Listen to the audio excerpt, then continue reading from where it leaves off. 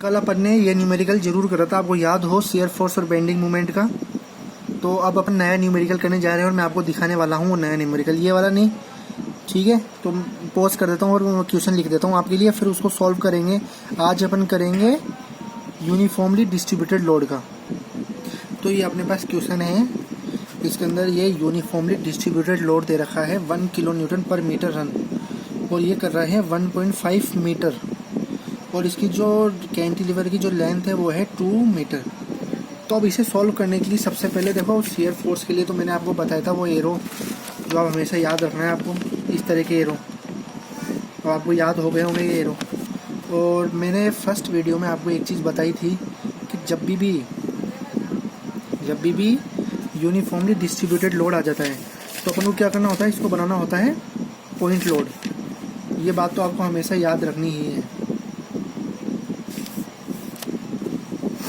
अच्छा, अब देखो ये क्या होता है, जो ये होता है ना 1 किलोमीटर रन, इसका मतलब ये होता है कि जो लोड है ना वो इधर भी 1 किलो न्यूटन पर मीटर, इधर भी 1 किलो न्यूटन, इधर मतलब हर जगह ये इतना ही लग रहा है, हर जगह 1 किलोमीटर का लग रहा है।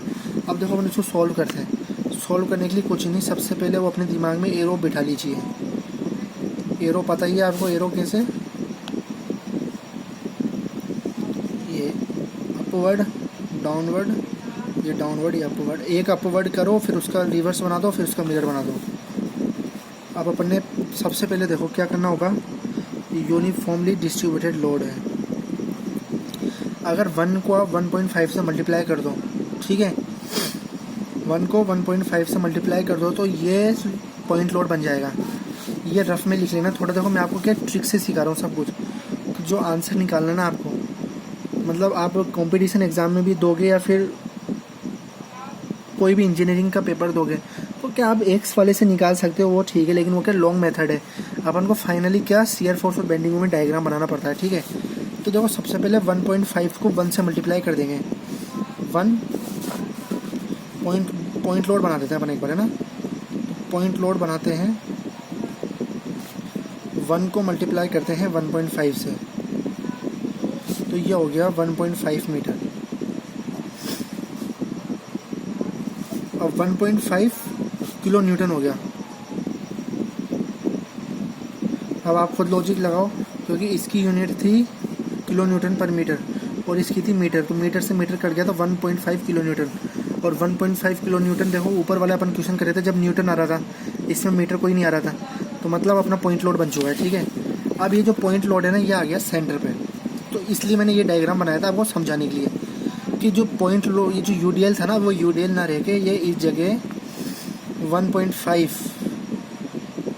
मीटर की जो अपनी जो डिस्टेंस थी ना ये वाली, इस पे 1.5 मीटर किलो न्यूटन का 1.5 किलो न्यूटन का बन गया पॉइंट लोड, ठीक है। यही डायग्राम है, लेकिन इसको मैंने आपको समझाने के लिए, आपको ये बनाना नहीं है, बस आपको एक समझाने के लिए ना किस तरह ये वर्क करता है। जो मल्टीप्लाई करके अपन जो यूडीएल को है ना, यूडीएल को अपन जो पॉइंट लोड बना देते हैं तो वो किस तरह यूज़ करता है, तो ये अपन सेंटर पे आ गया, ठीक है। अब अपन शेयर फोर्स निकालना स्टार्ट करते हैं। अपन को ये पता ही है, सिंबल्स देखना है अपन को, अपना पेन रखना है, पेन के इधर कोई लोड है, कैसे डाउनवर्ड है, अपवर्ड है, पॉजिटिव लिखना है, वही वैल्यू लिख देनी है, ठीक है। तो मान लो शेयर फोर्स 8B। तो अब देखो, अगर अपन इस डायग्राम को देखते हैं तो इसमें तो अपन को दिखता है कि 1 किलो न्यूटन पर मीटर इस जगह भी है, इस जगह भी, इस जगह भी, इस जगह भी, इस जगह भी, हर जगह है। लेकिन अपन ने क्या करा, जो यूनिफॉर्म डिस्ट्रीब्यूटेड लोड है उसको पॉइंट लोड बना दिया। तो अब जो पॉइंट लोड है ना वो कहाँ आ गया, इसके ये सी पॉइंट था, देखो ये सी है और ये बी है, तो ये इन दोनों के सेंटर पे आ गया। मतलब अब बी पे नहीं है लोड, ठीक है, बी पे कोई लोड नहीं है, तो shear force at B is equal to 0 हो गया, बिल्कुल सही। अब अपन करते हैं शेयर फोर्स एट सी। अब अपन सी पे देखेंगे, अपन ने ये रखा पेन रखा और अपन ने एरो देखा है नीचे जा रहा है, अपन ने इससे मिलाया, ये एरो नीचे जा रहा है, मतलब ये वाला तो होता है पॉजिटिव और ये होता है नेगेटिव, तो मतलब पॉजिटिव शेयर फोर्स एट सी के आ गया पॉजिटिव 1.5 किलो न्यूटन। अब करेंगे अपन शेयर फोर्स एट ए की बात, तो शेयर फोर्स एट ए कितना होगा मैंने आपको कल भी चीज़ बताई थी ये कि शियर फोर्स एट सी पे इतना है। अब अपन ए पे पेन रखेंगे, लेकिन अपन को दिख तो एक ही लोड रहा है 1.5 किलो न्यूटन का, और वो भी पोजीशन इससे मैच कर रहे हैं कि पॉजिटिव ही आ रहा है डाउनवर्ड, तो 1.5 किलो न्यूटन का लोड मिल गया पॉजिटिव। अब क्या होता है कि कभी भी आप कॉपी में करोगे तो स्टैंडर्ड कैसे करते हैं ये चीज़ देखो। अब आप खुद सोचो कितनी लाइन में आ गए, 1 2 3 लाइन में आ गया आंसर अपना। लेकिन अगर आप असल में बुक में देखने जाओगे ना, तो ये एक क्वेश्चन का आंसर आप लगभग 2 से 3 पेज में आता है शियर फोर्स निकालने का। एक्स लेके करता है, एक्स लेके पता नहीं क्या क्या करता है शियर फोर्स और बेंडिंग मोमेंट का। लेकिन मैं जो आपको तरकीब बता रहा हूँ ना, बहुत ईजिली बता रहा हूँ, कभी भी नहीं हटोगे। अब अपन देखो शियर फोर्स और बेंडिंग मोमेंट डायग्राम बना देते हैं। ये देखो ये लाइन है, ये लाइन को अपन नीचे लेके आए, तो ये देखो इस तरह मान लो ये अपना ये था, ये बीम ए थी है ना, ये सी थी और ये बी थी, और इस पे ये ऐसे लग रहा था, यूडीएल लग रहा था 1 किलो न्यूटन पर मीटर का, जो अपन ने इसको यूनिफॉर्मली पॉइंट लोड कर लिया था। इसको बनाना नहीं है, इसको सिर्फ दिमाग में बिठाने के लिए बनवाया मैंने। आप हमेशा याद रखना मेरी बात को, और हिंदी में इसलिए बोलता हूँ कि समझ जाओ यार, इंग्लिश तो अपन बोल रहे हैं, लेकिन क्या फिर वही बात है, we take load, we can distribute, we can you समझना आना चाहिए यार, मेरा तो ये मानना है। कोई चीज़ समझ में आ जाए ना वो बेस्ट है। आप देखो अब शियर फोर्स बनाने के लिए क्या करते हैं, सबसे simple shear force and bending moment बनाने के लिए कुछ नहीं करना होता। देखो सबसे पहले तो ये होता है, स्ट्रेट लाइन बनती है शियर फोर्स में, है ना। अब स्ट्रेट लाइन कैसे बनती है, देखो इसमें कोई मेजरमेंट की जरूरत नहीं होती, ये रेगुलर खुद के हिसाब से बनती है। देखो बी पॉइंट ए रहा, सी पॉइंट ए रहा, ए पॉइंट ए रहा, तो अपन लिख देंगे A point, C point, B point. B पे शियर फोर्स 0 है, तो ये मान लीजिए ये है 0 से शियर फोर्स सी पे आया 1.5, तो अपन ने कोई पॉइंट को मान लिया 1.5 किलो न्यूटन, तो अपन ने ये लाइन खींच दी यहाँ से ऐसे, ये लाइन खींच दी अपन ने। अब शियर फोर्स एट एक कितना चल रहा है, 1.5 किलो न्यूटन चल रहा है, मतलब 1.5 किलो न्यूटन ही चल रहा है। और ये सारी चीज़ क्या थी, पॉजिटिव ही थी, तो पॉजिटिव का साइन बना दिया।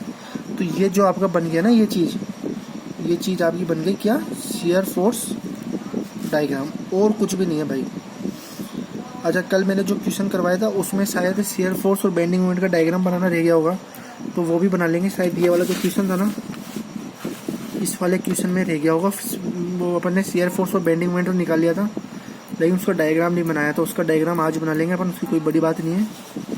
तो अब देखो इसका तो डायग्राम बन गया, अब अपन को निकालना है बेंडिंग मोमेंट। अब आप देखो, अभी आप खुद अपने हाथ से करने बैठोगे ना, तो आपको खुद को भी ऐसा लगेगा कि यार कितनी ईजीली अपन सीख रहे हैं। अगर बुक इस मेथड से जाते हो तो देखो मेथड तो बहुत होते हैं, समझ में आना चाहिए। अगर आपको ये समझ में आ गया तो इट इज़ गुड, और अगर आपको बुक का समझ में आ रहा है तो समझ में आना चाहिए, मैं तो ये मानता हूँ। ये नहीं आया तो कमेंट कर देना, आपको एक और वीडियो और इजीली बताएंगे। वैसे इजी से इजी बता रहा हूँ मैं, सही बता रहा हूँ।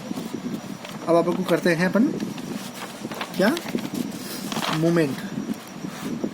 इस जगह निकालते हैं मोमेंट, इधर दिख ही रहा है अपन को आपको। अब निकालते हैं बेंडिंग मोमेंट।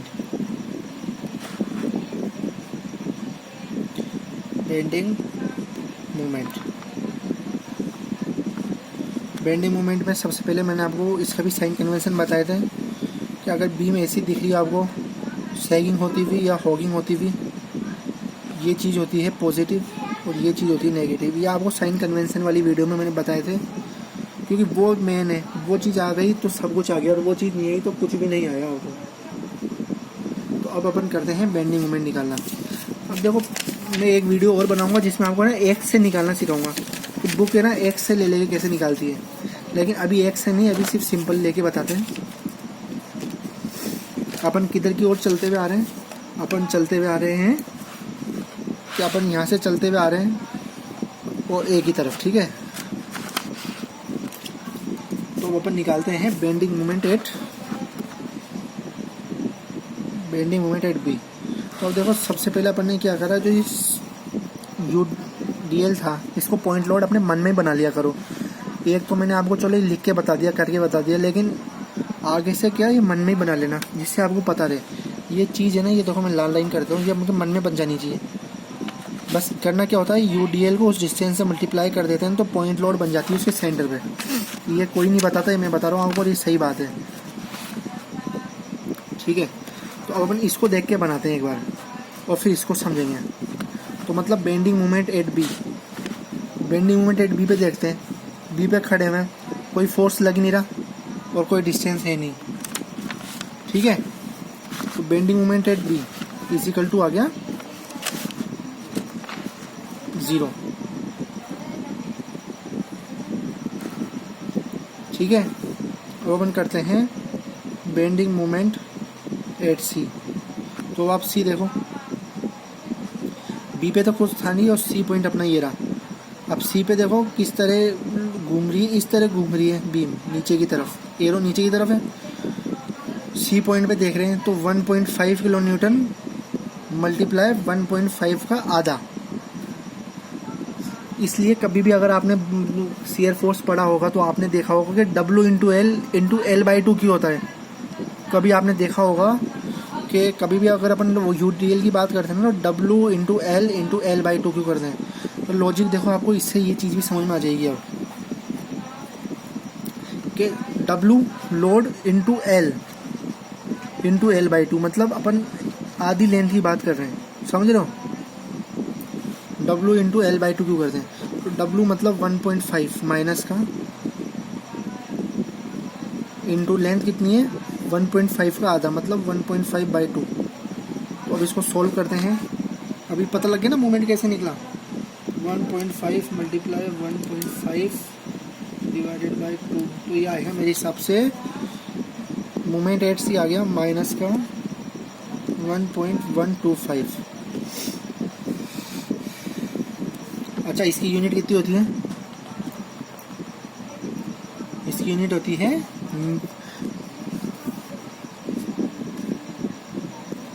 अपन ने क्या मल्टीप्लाई करा है, अपन ने 1.5 किलो न्यूटन मीटर। तो इसकी यूनिट आ गई 1.5 न्यूटन मीटर।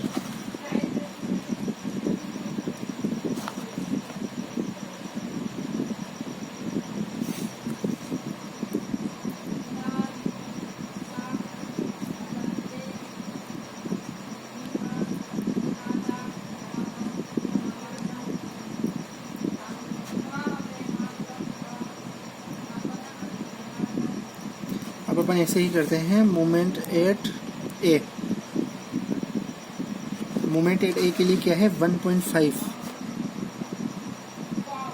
इंटू, मतलब ए के लिए देख रहे हैं, मतलब force into perpendicular distance. Perpendicular distance के लिए करें, सबसे पहले ये डिस्टेंस हमको पता होनी चाहिए। ये डिस्टेंस 1.5 का आधा करके देखो, 1.5 डिवाइडेड बाई 2, तो मतलब ये हो गई 0.75। ये तो है 0.75। ठीक है, ये टोटल 2 मीटर थी और ये 1.5 थी, तो 2 माइनस 1.5 और ये हो गई 0.5। ठीक है, तो अब ये दो डिस्टेंस हमको पता लग गई। अब हमको क्या करना है, force into perpendicular distance. Force कितना है 1.5 माइनस का 1.5 मल्टीप्लाई बाय दो डिस्टेंस पता लगी है। एक तो यहाँ से यहाँ तक की तो हो गई, यहाँ से यहाँ तक की तो हो गई 0.5 और यहाँ से इसके सेंटर तक की हो गई 0.75, क्योंकि 1.5 का आधा 0.75 होता है। तो अपन 0.5 प्लस 0.75 करेंगे तो कितना आता है, देखो करके देखो, 0.5 प्लस 0.75 1.25 मल्टीप्लाई 1.5, तो ये आ गया 1.875 माइनस का, माइनस का 1.875, ये आ गया माइनस का।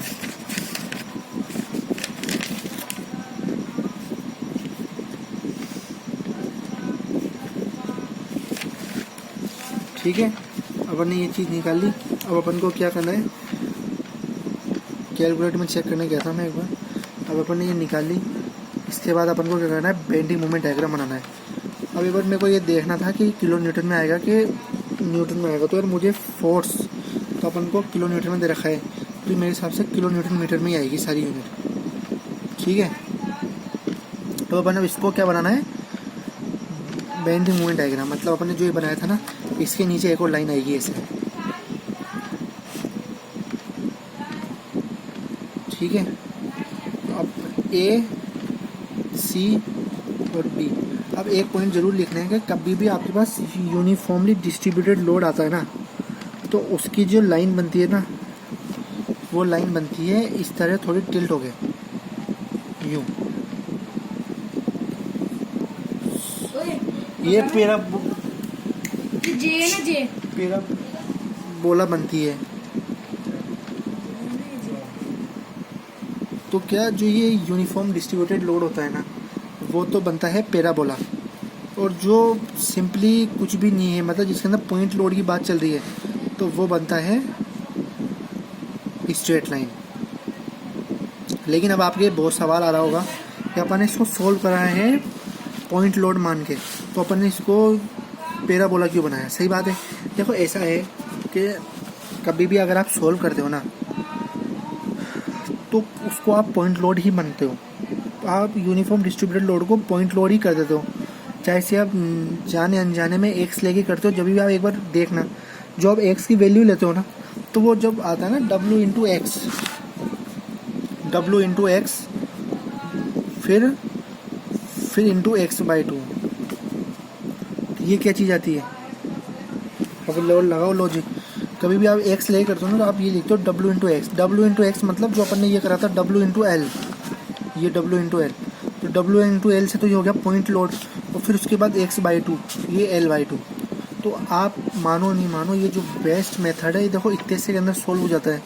मैं तो बहुत डिटेल में खींच देता हूँ ना। देखो बेंडिंग मोमेंट भी देखो 1 2 3 में, शियर फोर्स भी 1 2 3 में, और ये बनी है डायग्राम। और ये कोई गलत नहीं बोल सकता। ये डायग्राम थोड़ा नीचे ऐसे आई स्टार्ट होगा, ये स्ट्रेट लाइन होती है, और ये थोड़ा पैराबोला होता है। ठीक है, डायग्राम में गलती है, लेकिन गलती नहीं, मतलब थोड़ा बनाने में थोड़ी जगह स्पेस कम रहेगी, बाकी बिल्कुल सही है। Thank you. और कुछ समझ में नहीं आया तो कमेंट कर दो। आपको कुछ भी डाउट हो ना, अच्छी तरह प्यार से पूछोगे तो बिल्कुल मैं आपको हमेशा जवाब दूंगा यार। और कुछ गलत रहता है तो आप बता दिया करो, स्टूडेंट्स हो। और कोई भी अगर 17 मिनट तक देगा तो उसके लिए वही मोटिवेशन की बात। लाइफ में क्या करना है, स्टेप बाय स्टेप, हमेशा से जिस पोजीशन पे आज हो उससे अपवर्ड पे आओ। जो सेकंड पे है वो थर्ड आने की कोशिश करो, जो थर्ड है वो फोर्थ आने की करो। इस तरह कभी नहीं पता चलेगा कि आप फर्स्ट से कब किंग बन गए। ये रियल फैक्ट है। खुद में इम्प्रूवमेंट लाते रहो, धीरे धीरे नाम करते रहो, सबसे बेस्ट हो जाएगा। बस यार मैं 10-15 मिनट ही लेता हूँ मोटिवेशन का। और कुछ समझ नहीं आया तो बिल्कुल आप ज़रूर से ज़रूर कमेंट ठोकना अपना प्यारा सा।